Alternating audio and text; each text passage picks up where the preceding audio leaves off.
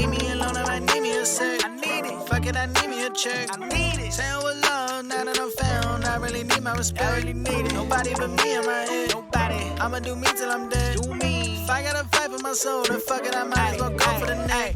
Yo, what's going on? It's your boy, #Dion, and we're back for episode 10 of the Us versus Us podcast. We made it to the X. 10, baby. How we doing today? Probably how you feeling? What's going on, man? I'm be honest.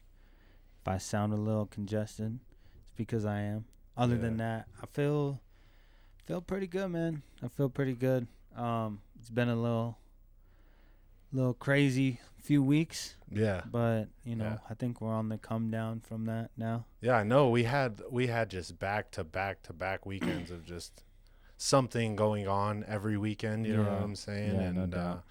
Yeah, and just this past one was hectic, like you were just saying.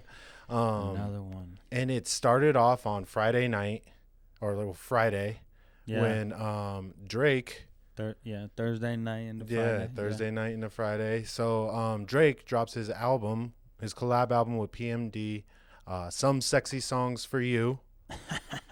And I did a whole video. I did like a reaction video, just like kind of like listening to it through my first initial listen. I thought it was pretty good, but like what were your initial thoughts right off the bat? And let's get into it a little bit about Drizzy. Ah, man. I thought it was pretty solid for like what I expected it to be, as far as like the collaboration between PND and Drake. I'm also like not the biggest fan of either, and really not too like crazy fond of like everything that they've done collaboration wise. Like I know PND's like, written and he's got some like demos, that he did for Drake, and probably vice versa and stuff. So that's more of like the round that I know. So going in, I expected Drake to be on his R&B shit and in his way, and I expected PND to kind of do his thing. And yeah, for what it was, I think I was like pretty like, oh, nice. Like this is a vibe. Like it's cool. Yeah. It definitely hits like right along where I was thinking too. Just to kind of add on to that is just I'm the same way. I've only listened to PND when he's been on like a Drake track. You know what I mean? So, sure. The vibes were definitely there though. It's Valentine's Day, so if you have a significant other, then I'm sure that it was fun. You know what I mean? Like that's what's up. And I think I even seen he tweeted and deleted, or he posted on his Instagram story. He was like, not Drake, but PND. And he just said, the album's made to fuck to, not to analyze. Go get a girlfriend or something. You know what I mean? So he just trolled or whatever. Yeah. I did actually have some stream numbers for you, because it did stream over 28 million times on Valentine's Day. But on the second day, that was cut pretty severely. It dropped down to 16.1. Yeah. So, so everybody definitely making a stop in at least to check it out and see what the vibes were. Did you have any tracks on there that you felt where stood out to you? Obviously, the one that like everyone, Give Me a Hug. Yeah, for sure. Yeah. But like I like two others personally. Just and like I've only listened to it like, I think I've listened to it three times. First time was the first initial listen, and then I listened to it again, kind of broken up. But anyway, Mothballs I really liked. Okay. Off like first initial, and then like I don't know, something about. And that's the first song on that, is it or no? My bad. I should have It's that. the second track. Second track. I don't know if the first like, and then and then Small Town Fame was pretty cool. Oh yeah, yeah. I I actually Small really Town like that one. Fame. It was pretty all right. I was saying that just like that whole four songs, like a whole run of 4 songs, just back to back to back. I really liked. I was like, even on stream, I was like, okay, like, you know what I mean. It all started to like come together. Started at that point, build. you know what I mean. Yeah. I did see Mothballs as a one, but yeah, Pimmy's Dilemma was probably like my favorite one aside from Give Me a Hug. Yeah. How did you feel about Drake rapping in Spanish? I mean, he does it. I think it's cool. Cool for him. I need to learn how to do it. All right. Well, cool. We'll go ahead and we'll just move on over to the next topic that we had today.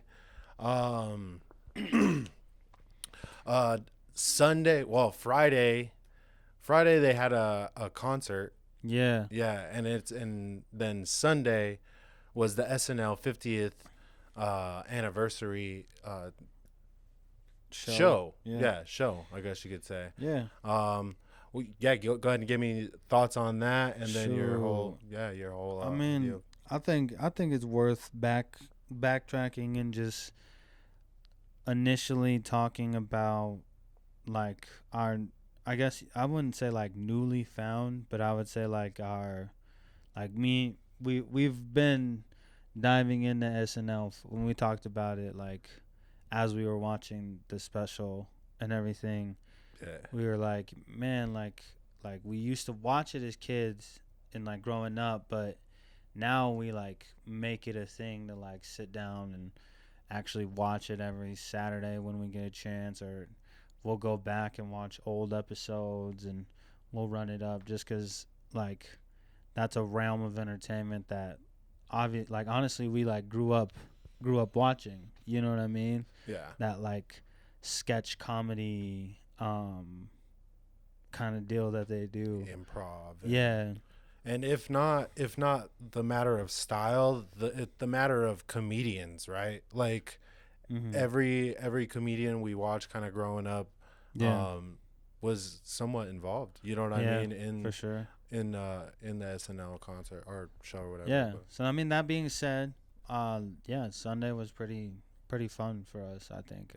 Me personally, a lot of, like you said, a lot of my favorite actors and comedians were involved in it. Obviously, people I grew up watching, from Will Ferrell to Eddie Murphy to Adam Sandler. It was just fun to watch them kind of go back and tap into that like type of comedy again, you know. Yeah, the nostalgia hits, and then also, I mean, like, I feel like they you know, because they're kind of a main focal point of the show, but I think that they all like kill it. You know what I mean? Like they show that they still have talent. You know what I mean? Eddie Murphy was like probably one of the funniest people of the night. Solid. You know what I mean? He had some good skits and shit like that. I mean, even the chicks put on. I mean, always Tina Fey and Amy Poehler are gonna do their like crowd work roasting. They've done it for like a while.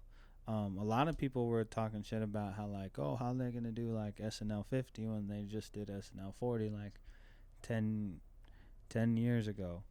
And I went and watched some of the clips from SNL40, and I'm like, dude, like SNL50, like it's just different. You know what I mean? Kind of like, blew it out of the water. Yeah. Would you say? Or I wouldn't say that, but I would just say like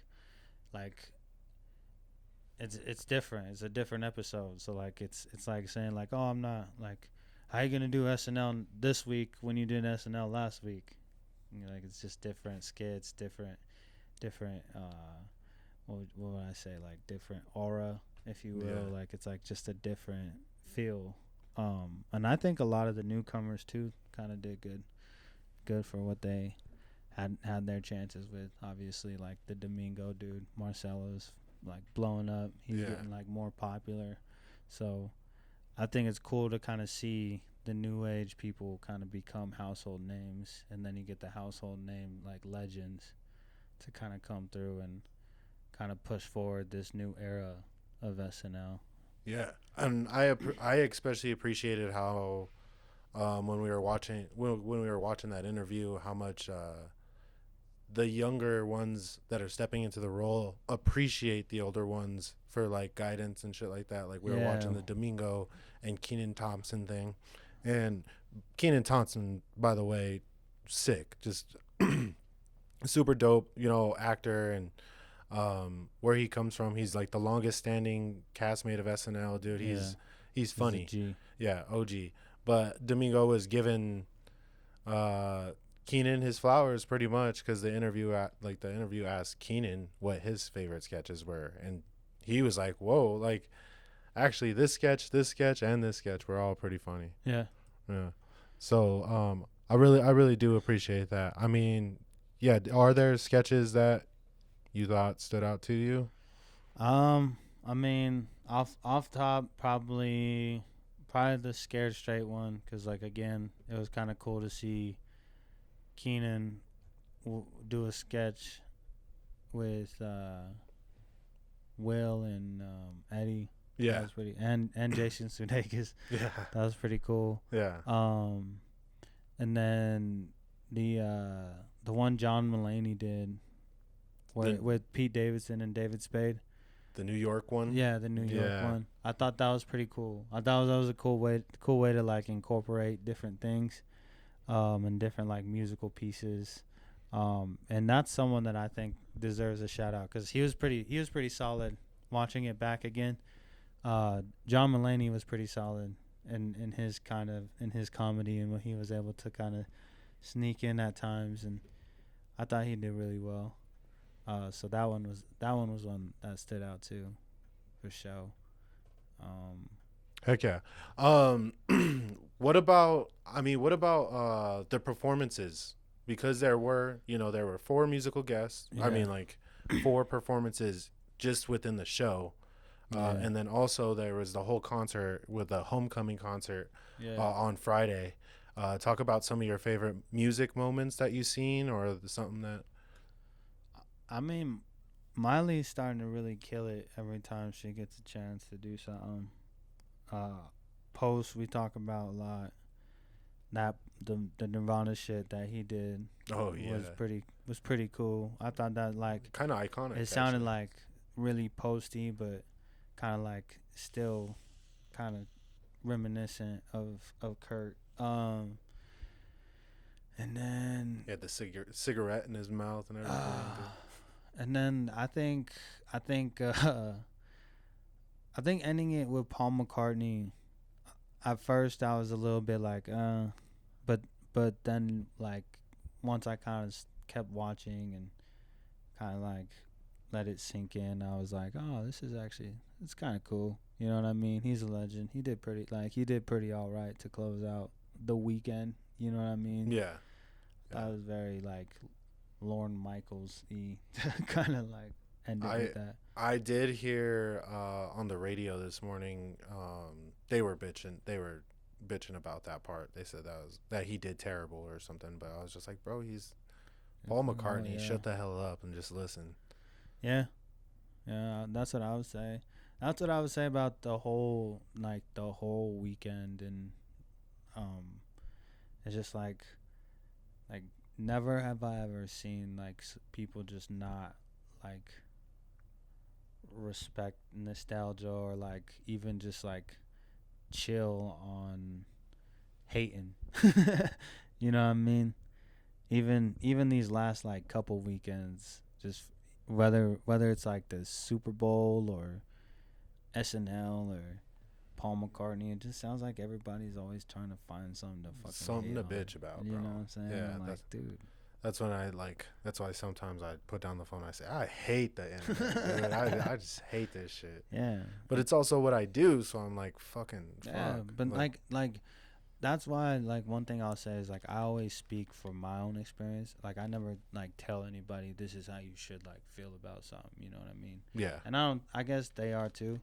But at the same time, it's like, I always say, go watch shit for yourself. Go listen to shit for yourself. Like, you need to be able to digest shit. And if I'm like, yo, this is good shit, I'll tell you. You know what I mean? Yeah.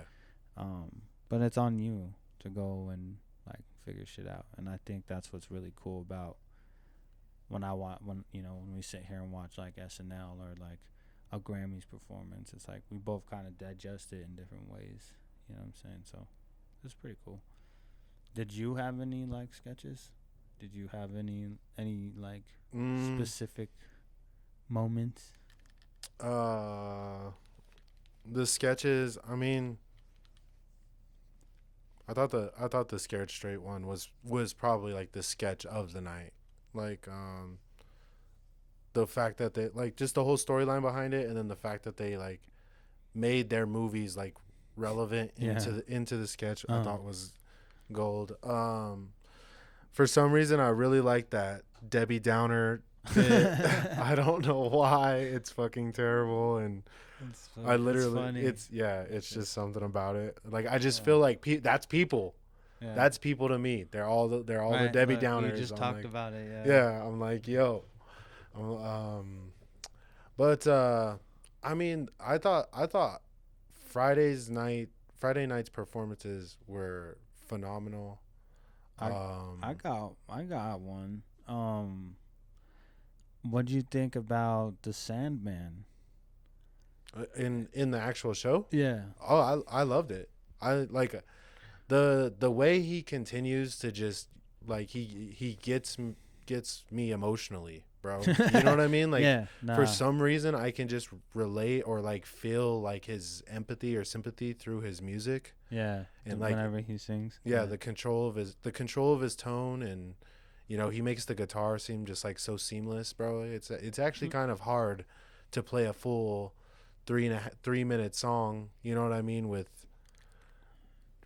like, you know what I mean, like I don't know. He's like he impresses me a lot, and I wish he would have done acting, you know what I mean? I wish he would have done a sketch or a skit or something, like, you know what I'm saying? That would have been so tight. Dude, that would have been epic. I was looking forward to that. Would have been epic. That was a big reason why I was hoping to see, you know, I was watching because I was like hoping to see Adam Sandler up there, but all good. Still ended up still all delivered. Yeah. I would say I agree 100%.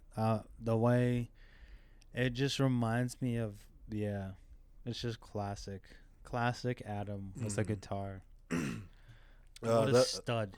Performance, like singer wise, that the girl from Alabama Shakes, I still forget her name. Fuck. Come on, Trey. You're supposed to know. I think it's Brittany Taylor. Hold on. It's something like that. I always forget, and it's funny because she literally was at the Grammys talking about how she like wants to separate herself from. I don't think that's her name. So from Alabama Shakes. And it's Sam Taylor. Howard. It's Brittany Howard. Brittany Howard. Fuck but me.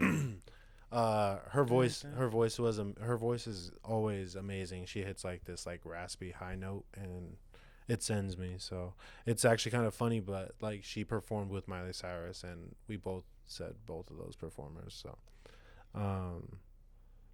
the first night, the homecoming night, I thought that the Gaga Andy Samberg, that shit turned up. That was epic. Mm-hmm. So was the Lauryn Hill. Oh, bro, I forgot about the Lauryn Hill, cool. Dude. Holy shit, bro. That actually just blew my mind because, bro, that was great. Dang, how did I forget it? I forgot all about that. That was fire, bro. Like first of all, I was shocked to hear, you know what I mean? And then fucking she came out and she killed it, and she performed beautifully. She's a queen. I was all joking. I was like, yeah, dude, she was supposed to go first.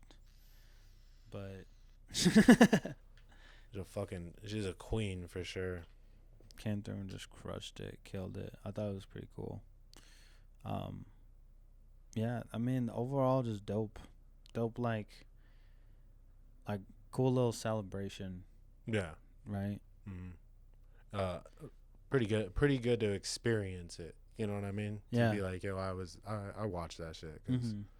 it's kind of history to have all those people in the same room. Yeah, yeah. I mean, how many more times, right? Mm-hmm. So you can never take any for granted. That's what I say.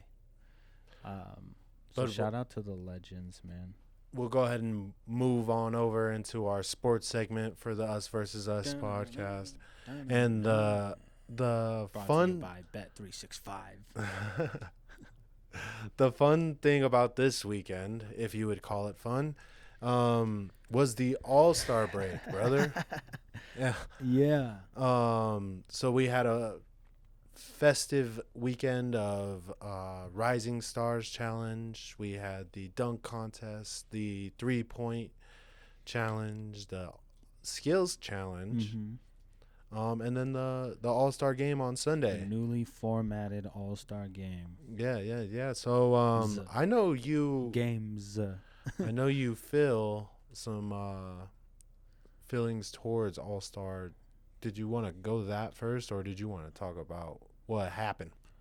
I mean, we can talk about what happened because, yeah, I don't want to like bleed into that because that's pretty important. I think overall, it's very important that the players still get their shine because that's what it's about, right?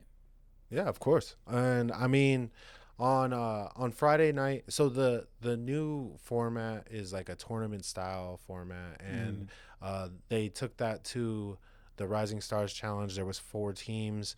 They each played, and the winner of the night, the winner of the tournament, would go on to play on Sunday. And they would be the 4th team in a miniature style tournament, for sure. in the full-on All-Star break. So we had Team C. Yeah. Like Chris Mullins' team, I think. Mullins, Coach Mullins' team, winning that with Stefan Castle being the MVP. Stefan Castle would then go on to compete in the dunk contest. Yeah. On Saturday, and then participate in the All-Star thing on Sunday. But shout out to that dude. When it comes to Saturday's events, it started off with the skills challenge. Yeah. With baby. Shout out to Wemby. Yeah, dude. To Wemby and CP3 for they're the first people Crikey. up. They're the first people up too. And they just have the audacity to try to kind of cheat. They get DQ'd. Try to hit the shwooshwa. Yeah, hit it with a shwooshwa. They get DQ'd, and the competition goes on with the Cavaliers winning the skills challenge, right? Yeah. The 3-point contest, Dame Dollar going for his 3-peat, but comes up short. Yeah.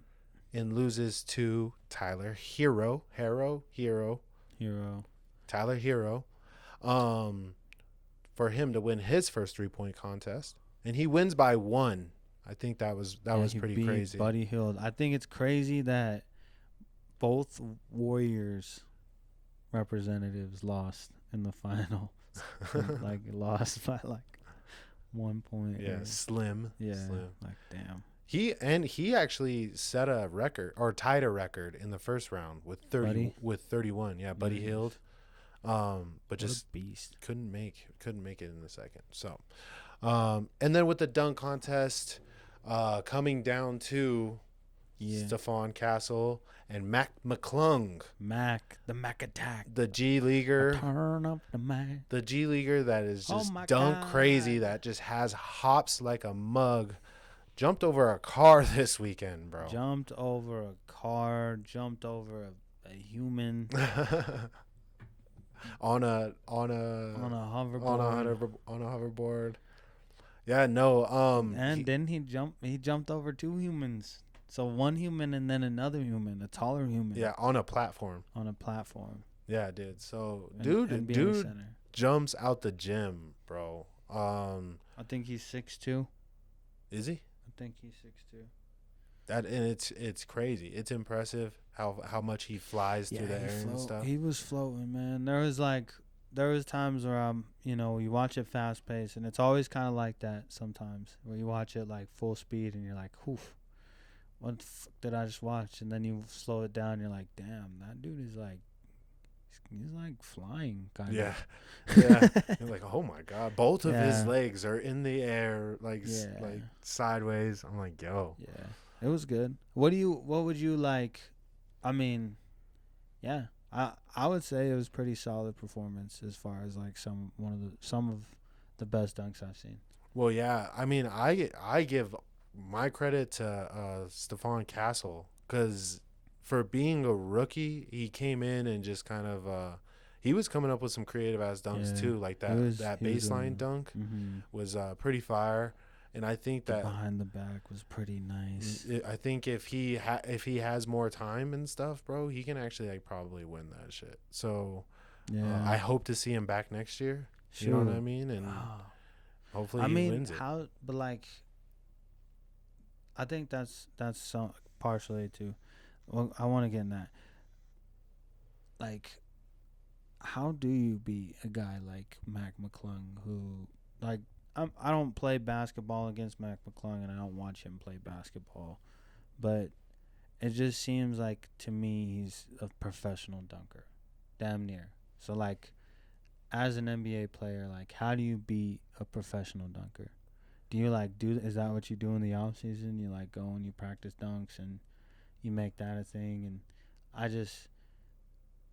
we need to find a way to make the dunk contest like the dunk competition again. You know what I mean? Yeah. Not just like the Mac McClung show or the Zach LaVine show, or we're showcasing these like singular people that kind of overall. And shout out to Castle, because he balled out. I thought his dunks were pretty solid, but when you're bringing out those dunks, and then you got Mac McClung who comes out and like instantly grabs a key fob, and he's like, I'm jumping over a car, bro. I'm coming out with like, who's got the car? Like, damn, dude, how you supposed to combat that? You know what I mean?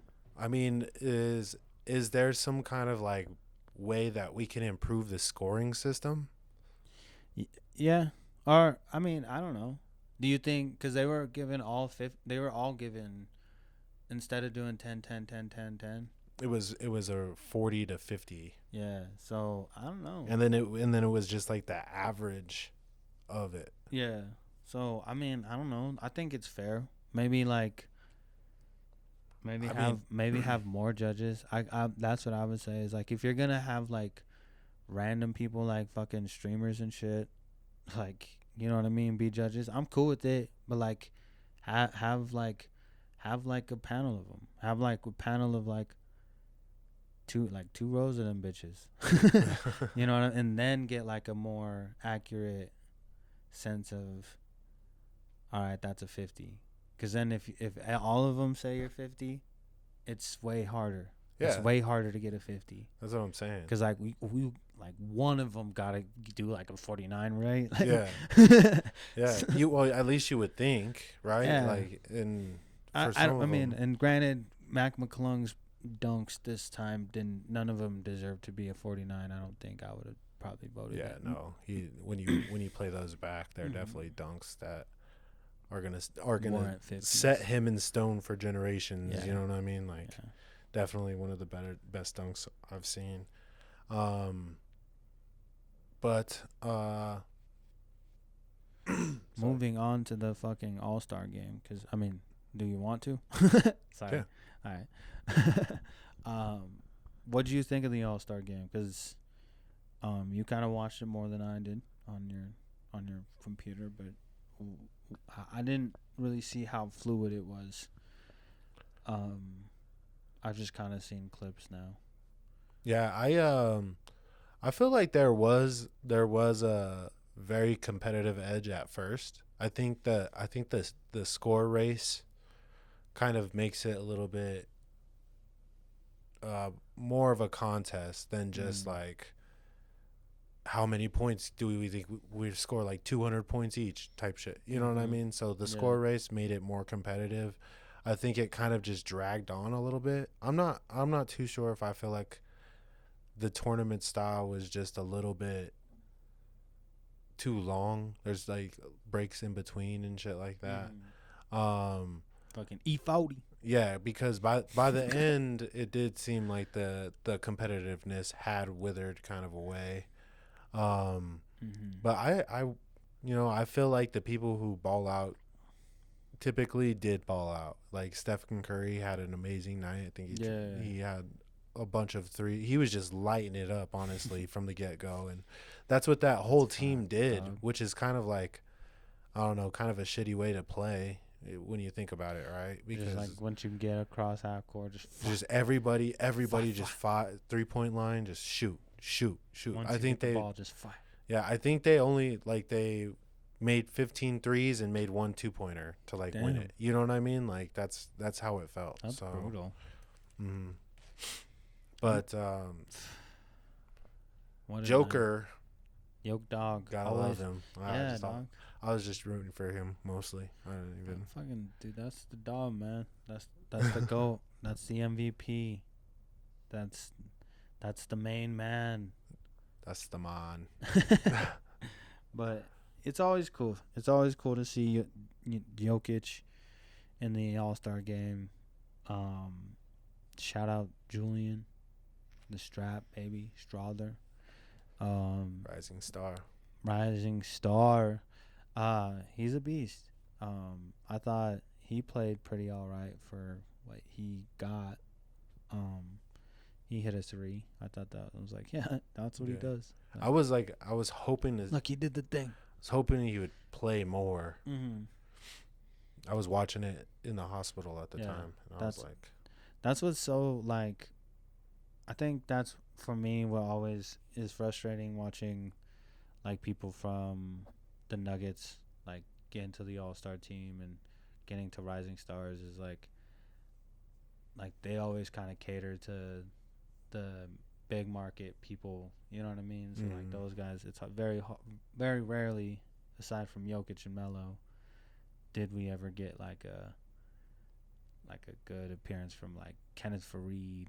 Oh yeah, or like if any, fucking, right? You know, like any of those kind of guys. Even Danilo, when he was the All-Star, he was still like coming off the bench. He was like 12th man and shit. So I mean, it's cool. That's why I say it's cool to see Jokic go in and be like a fun part of the festivities, and he's just there and he's just having a ball, you know. You could tell he's there just fucking around. He probably asked like, "Do I have to take this serious?" Like, nah, dude. He's like, "Fuck yes." Yes. Can somebody bring me a horse?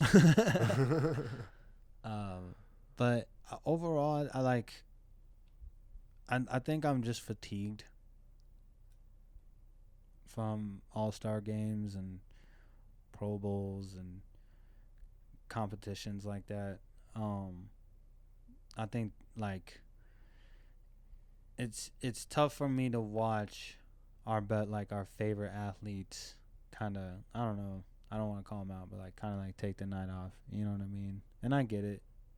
Like there's no need to go all out, you know what I mean? It's called All-Star break, you know. The Pro Bowl is like in the off season, you know what I mean? Yeah. So it's like there's no need for all that, but also at the same time, like they're just so, like you said, they're so dragged out, and they're so like, they always think of these like fun ways to make them different, and it just ends up like either being a shit show or like you could tell like the players themselves aren't as invested because whatever reason, you know what I mean? And I read some shit about how the players were kind of critiquing the format of the game, you know what I mean? And seeing some clips of like SGA's like, all right, bro, like can we fucking start playing? Like I'm trying to fucking play, you know what I mean? And it's like NBA, you gotta do a better job at like making the viewer and the players want to do this, you know what I mean? Because if I don't want to do it and they don't want to do it, like, well, no, yeah, nobody's tuning in. Yeah, you know what I mean. And it's just they like even the Pro Bowl, the same thing. It's like I get it, and maybe they're not catering to me. I'm very old school at watching these things, right? Like we watched great dunk contests, possibly some of the greatest dunk contests in the history of dunk contests. So it's like, yeah, we were a little bit babied when it came to that, but that's why it means stuff to us. You know what I mean? So I say just cancel the motherfuckers. Give them the week off, the weekend off. I say, yeah, give them the weekend off, and let's showcase, like, I don't know what we would showcase, because these athletes nowadays, they are investments, and they are Lamborghinis. You know what I mean? They are worth millions, if not billions, of dollars of revenue for the NBA, and if not the NBA, then whatever brand they're endorsing. So I don't know. The powers that be just need to get their minds together and just figure out what is it. You know what I mean? I think one cool alternative is the in-season tournament. I think that's fair.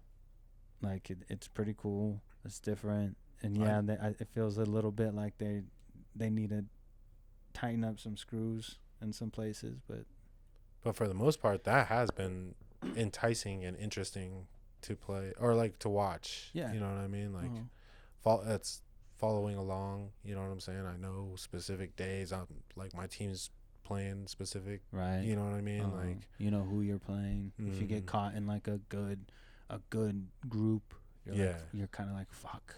Yeah. If you're one of those teams that are like in the bottom of the standings, but you get in a group where you're like, oh, this is a winnable group. I can, like, we can make a push for this. Yeah. Like, and it really seems like they buy in too, because then at that point it is like another game, but it just means a little bit more. You know what I'm saying? Mm-hmm.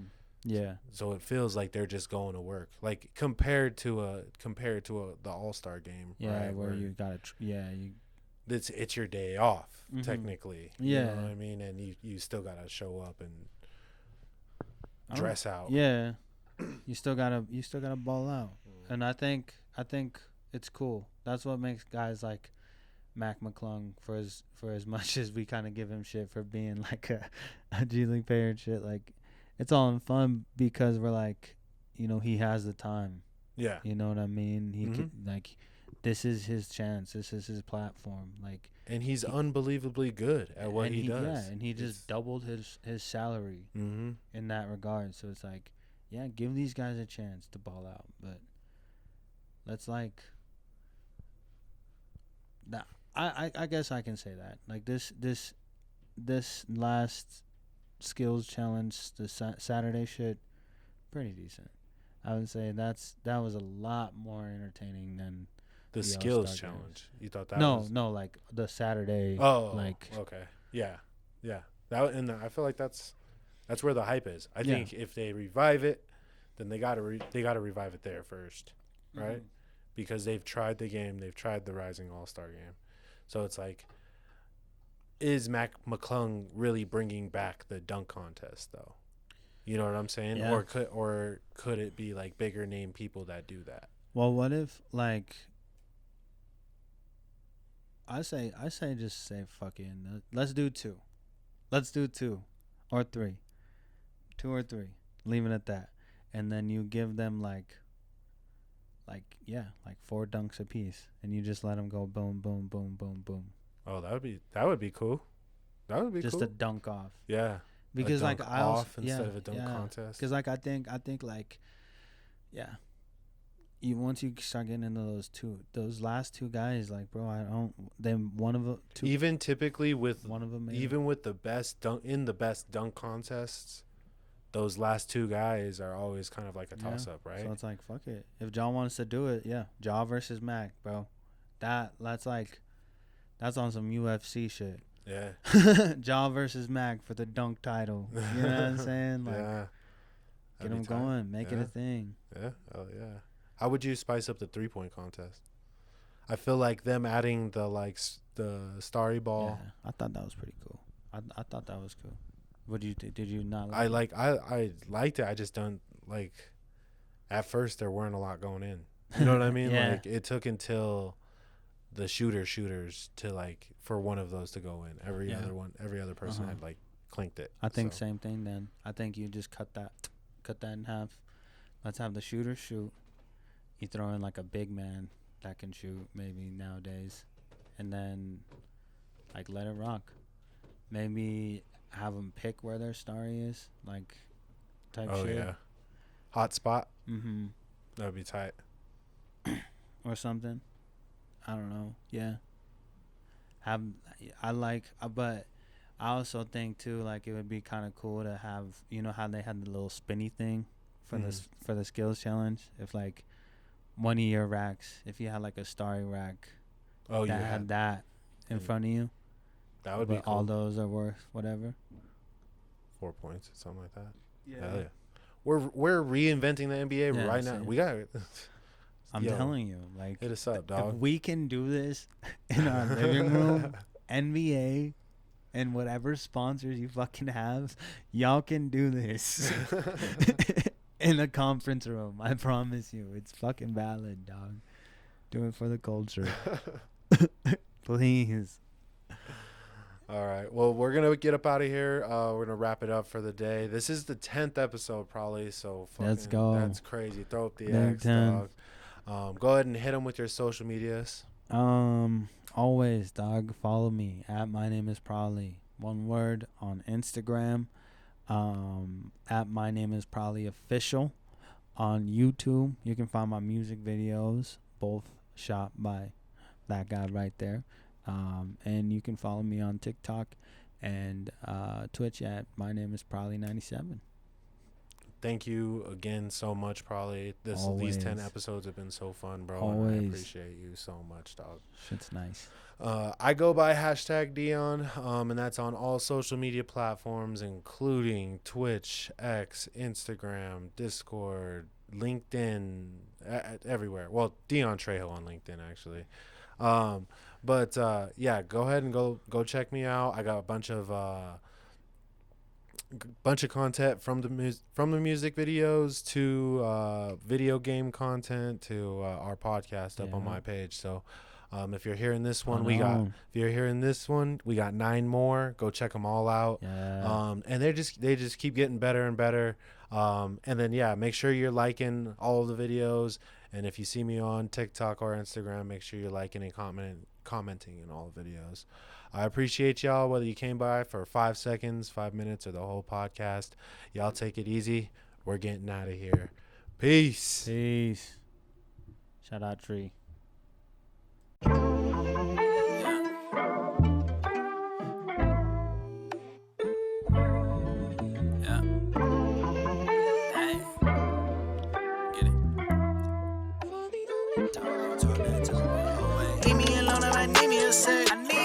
I need me a check. I need it. Saying with love, now that I'm found, I really need my respect. I really need it. Nobody but me in my head. Nobody. I'ma do me till I'm dead. Do me. If I gotta fight for my soul, then fuck it, I might as well go for the neck.